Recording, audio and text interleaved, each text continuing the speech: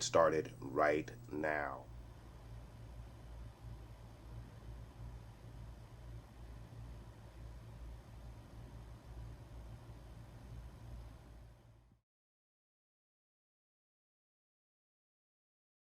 All right, you guys. So I want to welcome you back to episode 2 of X-Men 97.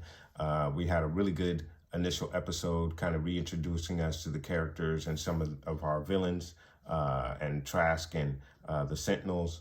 And then, of course, like I mentioned, we got introduced to all of our heroes. And then, of course, at the end of the episode, we had Magneto taking over the school from Xavier, which adds a whole new dynamic to everything going forward. So let's go ahead and get into the second episode of the X-Men 97 series.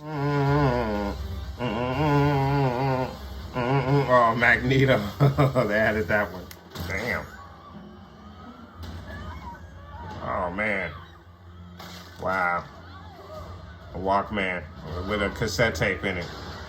Damn. Uh-oh. Magneto.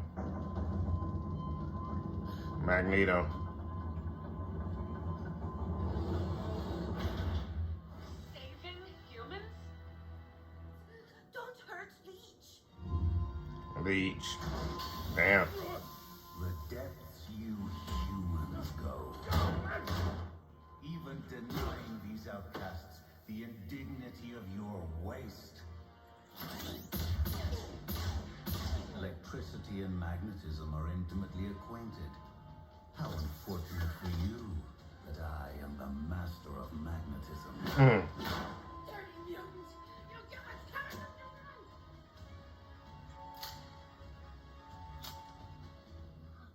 You're him! You're... Magneto. And I promise you, child, you shall never be afraid again. Okay, prove it. Let Jean scan your mind. See your real plans. Scott, no. What? You did it with Gyrick. Keeping an eye on you. Scott, read the will again. Like it or not, this is what the professor wanted. Lee, Xavier's sacrifice brought about a world more tolerant towards mutants. I am indebted to honor his last wish, even if his X-Men won't trust me. Perhaps they are right not to. My past is too littered with error.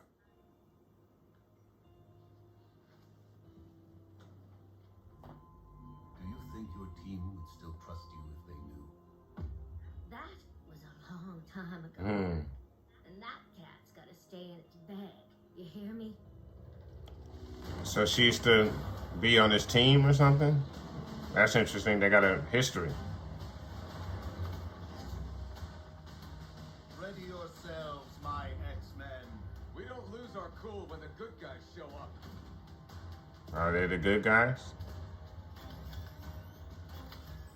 You were saying?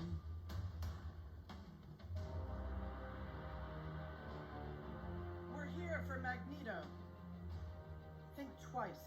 Our rifles are resistant to your electromagnetic powers.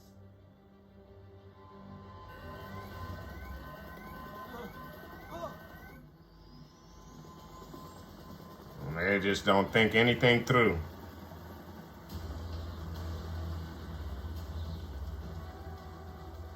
I should have thought twice.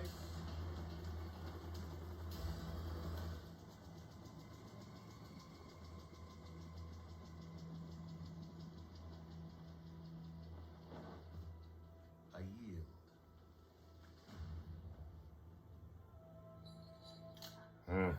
Magneto's on trial. And offer a preview of the zeal with which Needle pay. Folks out there want the UN's head just as much as his. Stir the pot, boys, and keep them distracted. I'll only have one shot. Your words, while kind, do nothing to heal those hurt by your crime. And your soundbite indignation will not heal mutant wounds. You build robots to hunt us, callers to chain our power. Humanity must protect itself. Protection? That is extermination. Logan, he's here. Apocalypse? The baby! Uh-oh, uh-oh.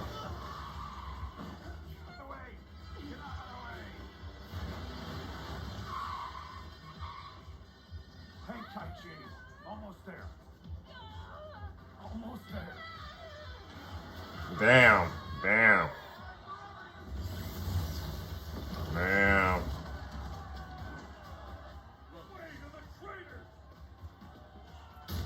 Why does this look like the? I don't want to make any political comparisons, but why does this look like the January 6th insurrection?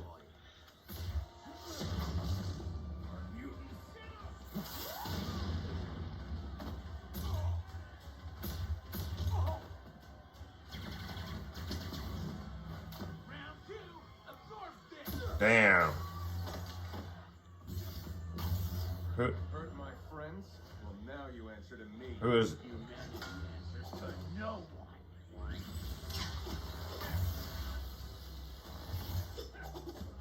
Ooh. Damn. Know what I hate? Well, you're kind. You act like you got it so bad. Normal people have it hard too.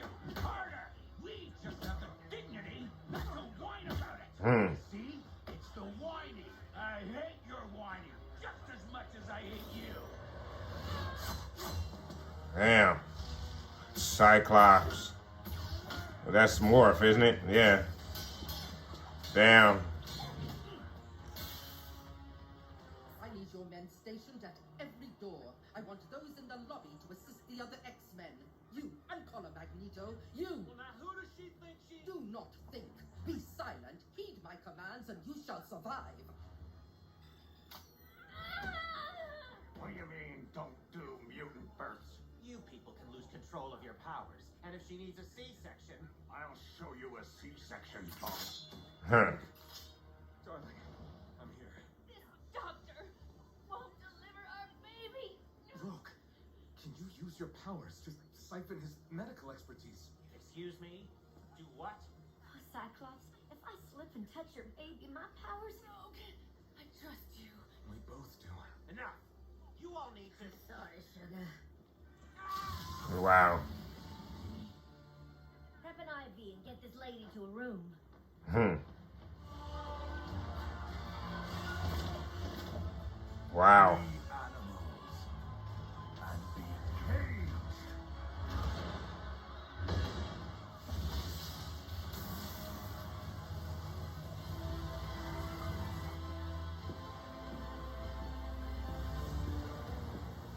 This dude.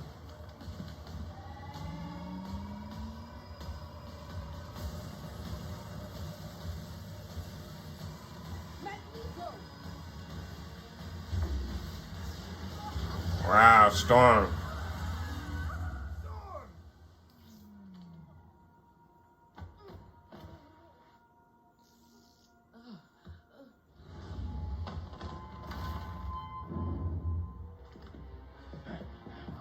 Hmm. Yeah, he got all that metal on him.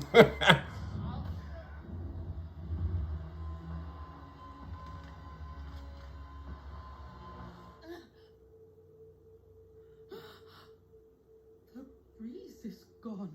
I cannot feel it. Nor the moisture, nor the air. What has he done to me?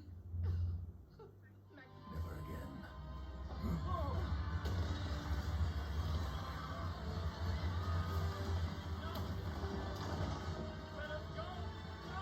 Hmm. Oh dear.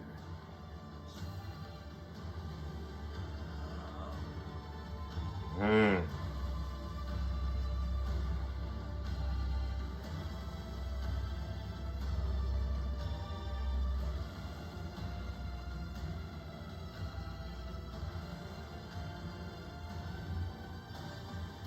Could smite you with a step. There was a time I would smite you all for what was done to Storm. But today, I have saved you from your own. For an old friend has challenged me to remember this view of Earth. How vast it is versus how small we make it. Charles Xavier entrusted me with his dream, and it does not ask you to love or embrace my kind as your own, but merely to Very accept dramatic this speech. is a shared world with a common future, and that my kind, like yours, have the right to live in it. I am trying to be better. Please, do not make me let you down. Inhibitor collars use radiation to temporarily neutralize our mutant powers. The Executioner's laser rifle fired a concentrated dose of that same radiation. It affects genetics on a cellular level, suppressing a mutant's abilities without the need for a collar itself. Aurora. How long? Additional tests will be needed before... Hank, please. How long? Permanent. The effects appear permanent. We'll fix this. Oh, she left. Jean, my sister. You, of all the X-Men, know the heartbreak of saying goodbye, having said it so many times. So I ask that you help the others understand why I could not stay to say it this day. My faith to be heard, seen, to feel another soul finally seeing yours. So he's not affected by her touch. That's interesting. I never knew that. Fragile treasure, one we sacrifice so only to then sometimes I will cherish what we shared as X-Men, memories that already feel like a lifetime ago. Like another woman's life. Or another person's dream. Muff. Aurora. No.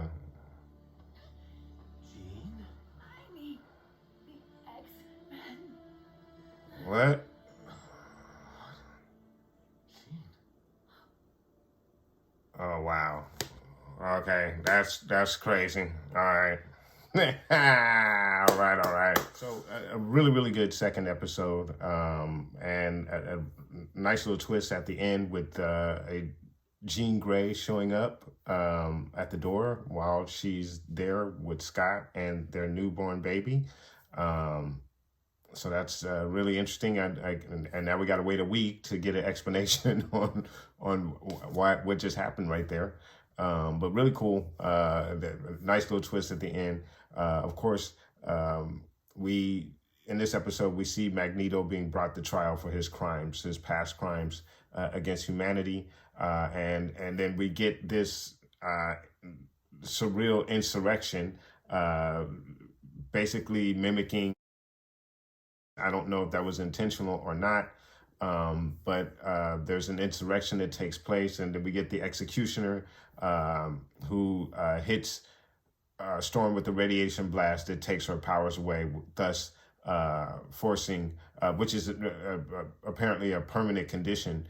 I'm assuming that's going to get reversed. I can't see Storm not coming back in some form or fashion, but at this point she's gone, she's left, and she's powerless at this point. And hopefully Beast will be able to figure out something where she'll be able to regain her powers, or she'll find some way where she'll be able to regain her powers and rejoin the team at some point down the line, is what I'm assuming is going to happen. I just don't see the X-Men without Storm in any form or fashion. So we'll see how that works out. And then, of course, in the process, Magneto wins his case, wins over the UN by saving their lives and stopping this insurrection that is taking place. So a really interesting episode on several different levels. You have this meta insurrection that is input into this episode. And at the end, you have Jean Grey showing up distraught and needing help, needing the X-Men, but she's also there with Scott and their newborn babies. So really crazy episode. And like I said, we now have to wait a week to find out why this particular version of Jean Grey is showing up at the door. And we have Jean Grey in real time with Scott and their newborn baby. So a really good episode. I did enjoy this episode a lot. And I'm looking forward to next week's episode. Unfortunately, we do have to wait that week, but that's fine.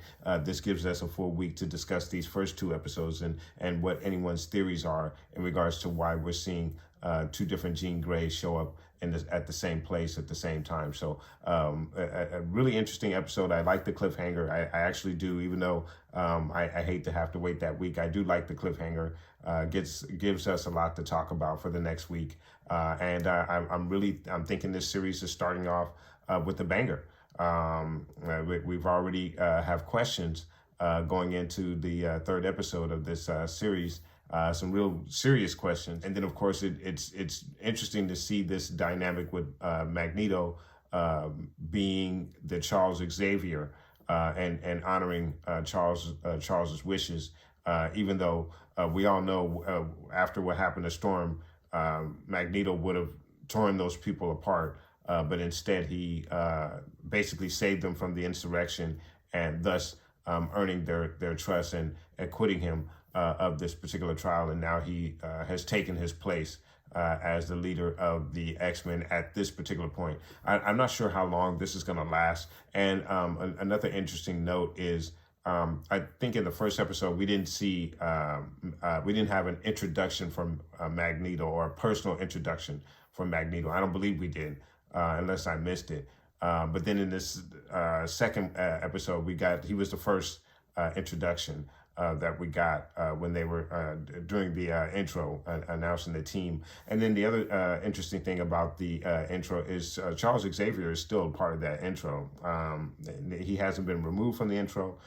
He's still a part of the scene where the two teams are running against each other. So I'm thinking we're going to see Charles Xavier at some point return back to this series. Maybe not until the very end of this particular season, but I think he comes back in some form or fashion. So a really good start to this series, and I really enjoyed this second episode. And I'm going to go ahead and score this second episode, and I'm going to give this episode a 9.0 out of 10. I thought it was a really good episode. I'm not really one that likes to have art imitate life or vice versa, but the insurrection was kind of interesting in the manner that they handled it. And I'm not really big on political messages in my entertainment, but I thought this was done pretty well, and it does definitely apply when you think about the plight of the mutants and what Magneto is fighting for, and what he was up against in regards to that trial with the UN. And then, of course, you have this insurrection that takes place, and he actually saves everyone from this insurrection. So, and then, of course, again, the ending with Jean showing up distraught, asking for the help of the X-Men, while another version of Jean Grey is sitting there watching. So a really, really good episode. I did enjoy it a lot, guys, and that's why I scored it a 9.0. But let me know what your thoughts are in regards to this series. Do you think the series is starting out very strong? And what is your theory in regards to why Jean Grey is showing up? Two different versions of Jean Grey are showing up at the same place at the same time. And what do you think the issue is? Does it have anything to do with their newborn son? And what Jean saw when she tried to probe the mind of Gyrick? What do you think this all means in regards to what she saw and how it applies to her newborn child, guys? Let me know. Put those comments down below. And then, of course, guys, please do catch up again with me next week when we do our reaction to episode 3 of X-Men 97.